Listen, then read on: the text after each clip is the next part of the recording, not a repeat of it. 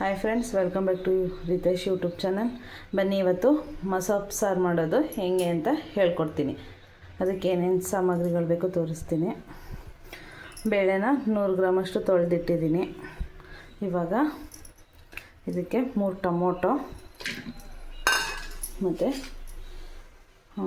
1 ಈರುಳ್ಳಿ, ಮೆಣಸಿನ್ಕಾಯಿ 8 ಮತ್ತು ಬೆಳ್ಳುಳ್ಳಿ 1. ಸೊಪ್ಪು ನಾವೇನೇನು ಸೊಪ್ಪು ಹಾಕಿದ್ದೀವಿ ಅಂದರೆ ಸಬ್ಸಿಗೆ ಸೊಪ್ಪು 1 ಕಟ್ಟು, ಪಾಲಕ್ 1 ಕಟ್ಟು, ಮೆಂತ್ಯ ಒಂದು ಅರ್ಧ ಕಟ್ಟು ಹಾಕಿದ್ದೀನಿ. ಇವಾಗ ಈರುಳ್ಳಿ, ಬೆಳ್ಳುಳ್ಳಿ, ಟೊಮೊಟೊ, ಹಸಿಮೆಣ್ಸಿನ್ಕಾಯಿ, ಬೇಳೆ ಜೊತೆಗೆ ಸೊಪ್ಪನ್ನು ಹಾಕಿ ಇದಕ್ಕೆ ಇವಾಗ ಸ್ವಲ್ಪ ಜೀರಿಗೆ ಮತ್ತು ಸಾಂಬಾರು ಪೌಡರು 1 ಸ್ಪೂನಷ್ಟು ಮತ್ತು ಒಂದೆರಡು ಚೊಂಬು ನೀರು ಹಾಕ್ಬಿಟ್ಟು ಇದನ್ನು 1 ವಿಷಲ್ ಕೂಗಿಸ್ಕೊಳ್ಳೋಣ. ಇವಾಗ ಸೊಪ್ಪು ತಣ್ಣಗಾಗಿದೆ. ಇವಾಗ ಕಾಯಿ 1-2-3 ಸ್ಪೂನಷ್ಟು ಹಾಕ್ಕೊಂಡಿದ್ದೀನಿ. ಈಗ ಈ ಸೊಪ್ಪನ್ನ ಬೇಯಿಸಿರೋವಂಥದ್ದನ್ನು 1-3 ರೌಂಡು ಮಿಕ್ಸಿಲಿ ಪೇಸ್ಟ್ ಮಾಡ್ಕೊಳ್ಳೋಣ. ನೈಸಾಗಿ ರುಬ್ಕೋಬಾರ್ದು, ಹಿಂಗೆ ತರ್ತರಿ ಹಂಗೆ ಸೊಪ್ಪು ಥರನೇ ಇರಬೇಕು. ಸುಮ್ಮನೆ 1 ರೌಂಡ್ 2 ರೌಂಡ್ ರುಬ್ಕೋಬೇಕು. ಒಗ್ಗರಣೆಗೆ ಸಾಸಿವೆ, ಇವಾಗ ಈರುಳ್ಳಿ ಮತ್ತು ಕರಿಬೇವು,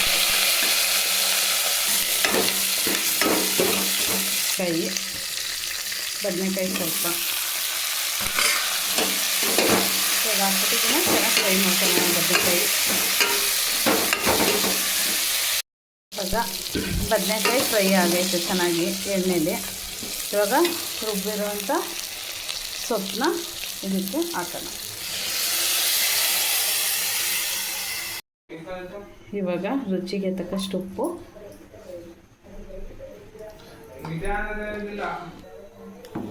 ಇವಾಗ ಇದನ್ನು 1/4 ಗಂಟೆ ಚೆನ್ನಾಗಿ ಬೇಯಿಸ್ಕೊಳ್ಳೋಣ. ಸೊಪ್ಪು ಮತ್ತು ಬದನೆಕಾಯಿ ಎಲ್ಲ ಚೆನ್ನಾಗಿ ಬೇಯಲಿ. ರೆಡಿಯಾಗಿದೆ ಮಸೊಪ್ಪು ಸಾರು. ಇವಾಗ ರೆಡಿಯಾಗಿದೆ ಮಸೊಪ್ಪು ಸಾಂಬಾರು. ಬನ್ನಿ ಟೇಸ್ಟ್ ಮಾಡೋಣ.